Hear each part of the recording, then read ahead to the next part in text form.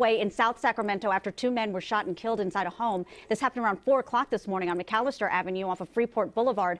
Detectives believe the suspect who took off may have known the victims. Police are still investigating what led up to the shooting. They're asking for witnesses to come forward. A violent weekend in Newark. Two children were shot in separate shootings, and new video shows a man killed in the street. CBS 2's Corey James reports. In a matter of seconds, life changed for the man in this video. As 29-year-old Corey Thompson turns his back to get into his black Range Rover, tragedy happens. We're freezing that graphic moment showing two men firing multiple rounds, killing the local rap artist. But here you see the suspects taking off and hopping into their getaway SUV, leaving the scene along Avon Avenue in Newark. That shooting happened Friday afternoon, and by Sunday evening, a candlelight memorial sat under a sign where people honored Thompson. It's a sight all too familiar for Joseph Miller. He has lived here for nearly 40 years and hates seeing the rising crime. It was just Thanksgiving, 2 days ago?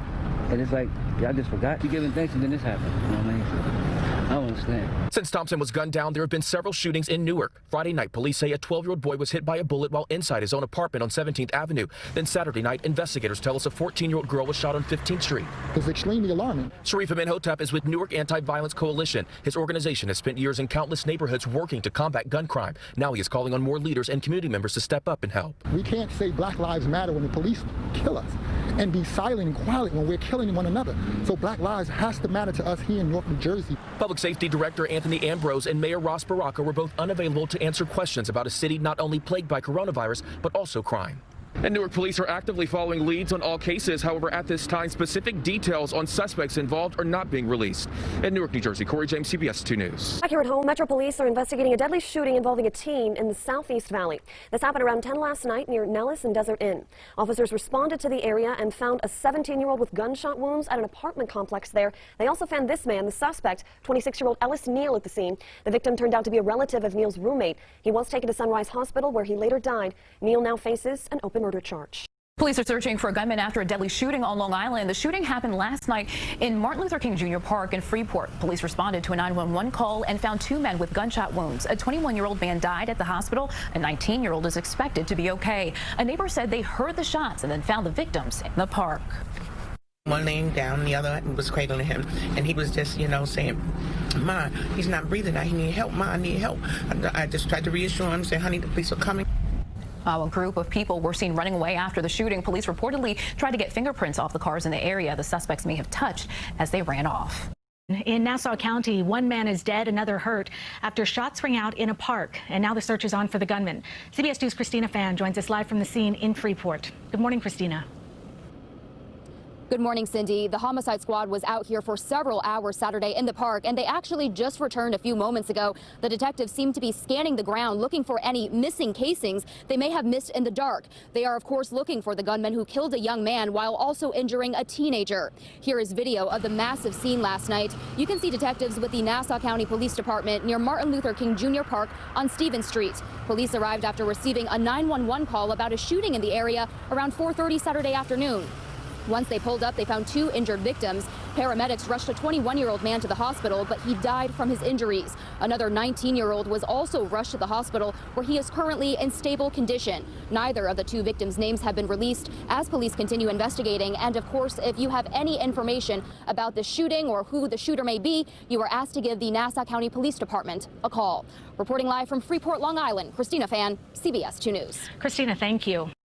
Baltimore City Police are investigating a shooting on West Fayette Street overnight. A 19-year-old man and 26-year-old man walked into the hospital with gunshot wounds. The teenager had been shot in the face and is now in critical condition. The 26-year-old had wounds to his body and is in serious condition. Investigators say there were 3 other shootings today. Detectives found a 33-year-old with a bullet wound to his torso. That was on Reisterstown Road near Fear Ave just after 1 o'clock this morning. He's listed in serious condition. Meanwhile, Central District detectives responded to a burglary on Berland Ave around 5 a.m. They saw evidence of a shooting, they say, and a 57-year-old victim went to the hospital with a wound to his calf. A 27-year-old man is recovering after being shot in his arm on Patapsco Avenue. That happened this afternoon. In other news tonight, police are working to solve a deadly shooting in Overland. Officers responded to the scene along Spencer Avenue, that is just north of Page, at around 3 o'clock this afternoon. They found one victim dead in the street. Neighbors tell News 4 they heard several gunshots. Police have not released any information about the victim or possible suspects. Also breaking overnight, a man shot the father of his ex-girlfriend on Thursday, then returned overnight to try and finish the job. That's according to Houston police, who say the father was first shot in the ankle. Then around 2 this morning, someone fired shots into his bedroom on Werner Street and hit him in the chest. HPD thinks the ex-boyfriend is responsible for both shootings. Police say the father will survive, and now they're trying to track down that ex. Right now, we know at least 11 people were shot, many of the victims being treated here at UMMC Grenada. Police say many of the victims suffered superficial gunshot wounds, and no one has died as of now. Police say the motive of the shooting is still under investigation. Early Sunday morning, Grenada Police and Grenada County Sheriff's Department responding to a shooting with at least 11 victims. It took place here at the SSMC Bikers Club, now covered with bullet holes and broken windows. Grenada Police are investigating the shooting. We believe preliminarily that there were two opposing subjects or people that were shooting possibly at one another. Now, we haven't had that thoroughly confirmed at the moment. During the investigation, police recovered multiple firearms and stolen property. The victims are being treated at several hospitals, including UMMC Grenada, Greenwood LaFleur Hospital, and one victim being airlifted to UMMC in Jackson. Police say as of now, no one has died from their wounds. Most of the individuals that were shot, they received superficial wounds. However, this does not minimize the seriousness of the shooting.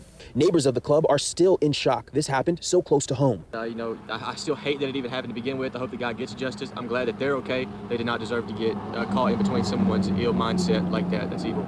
Police are still searching for the motive of this shooting, and no arrests have been made. Grenada Police Chief Douglas is encouraging anyone with information to contact their tip line at 662-227-TIPS. Reporting in Grenada, Cecil Hannibal, 16 WAPT News. In the early hours of Sunday morning, this scene behind me was covered in bullet shell casings from shots fired inside the biker club in an incident the Grenada Police Department is now calling a mass shooting.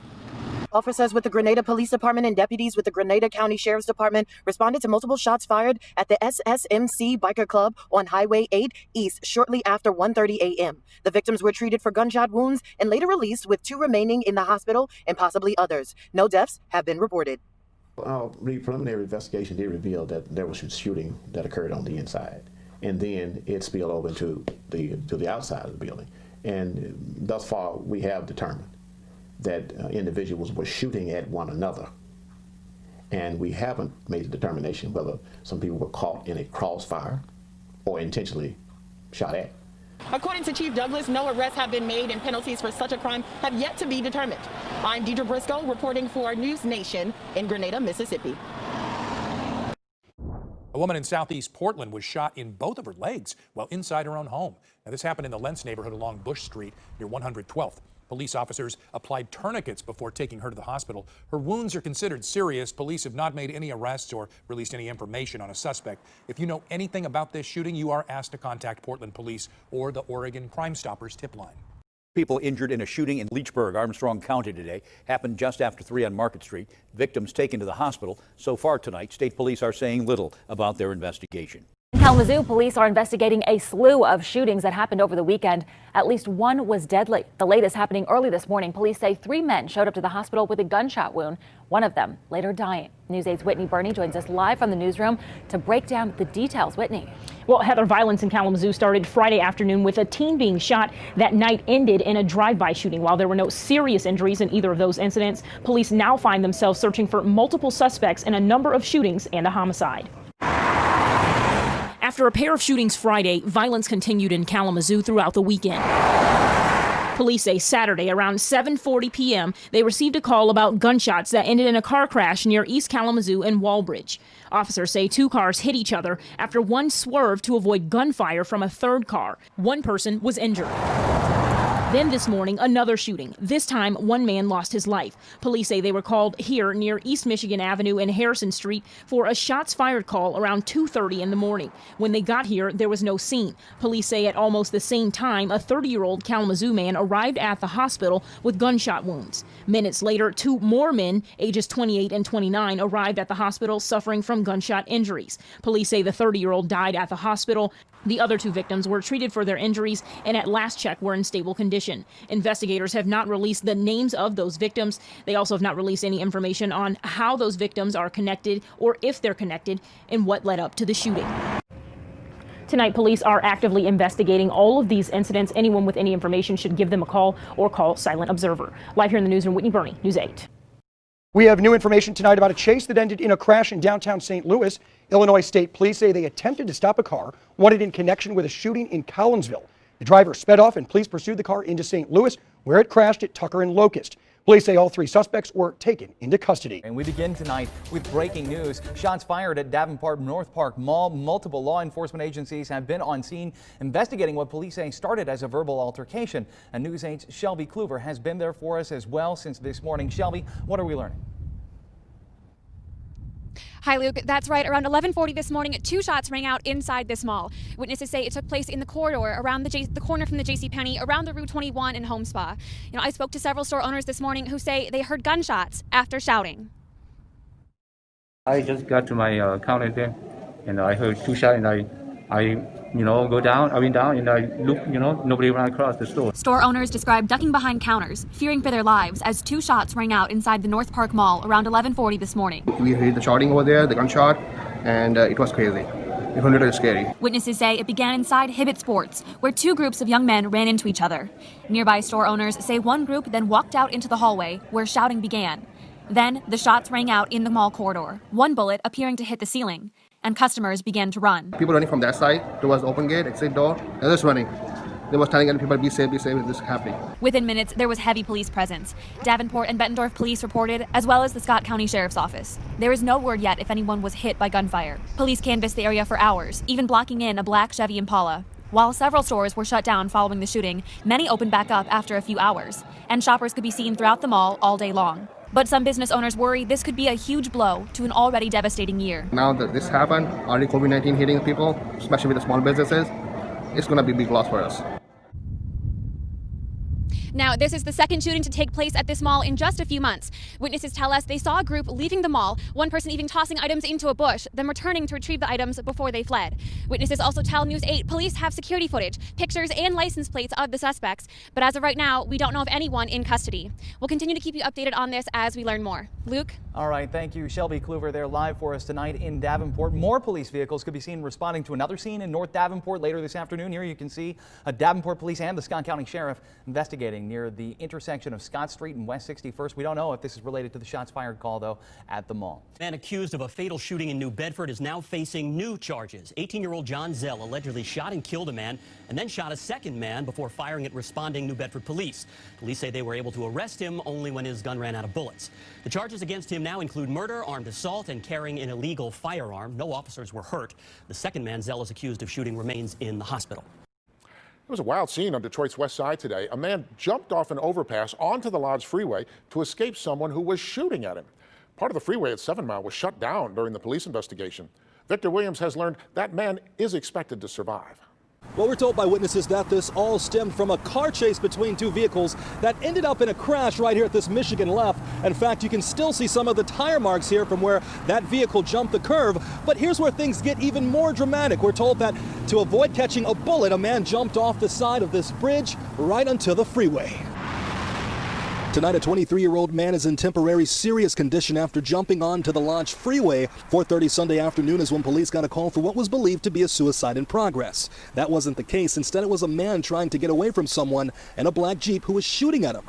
Police are saying just moments before the jump, the victim was in this gray Pontiac Torrent speeding to get away from the black Jeep when it crashed. Skid marks show the place where the impact happened near the southbound side of the freeway. The victim got out the car and seeing that he had no other option, the 23-year-old jumped onto the freeway miraculously, still able to run after the long drop down. No cars hit the man as he ran. No accidents happened as a result either. Medics were able to offer aid after he found himself in a safe position. Police closed down part of the lodge as they investigated, even retrieving a shell casing found on the ground. Thankfully, no one else was hurt. And police are still on the lookout for the people responsible for firing those shots to begin with. So if you know anything, you're advised to contact Crime Stoppers to leave an anonymous tip at 1-800-SPEAK-UP. Reporting on the northwest side of Detroit, Victor Williams, Local 4. Police consider the entire Shady Oaks apartment building a crime scene. They say a suspect shot 3 people, including an officer, and frightened even more. Noise woke us up. I assumed it was fireworks. A 911 caller around 2 a.m. reported shots fired.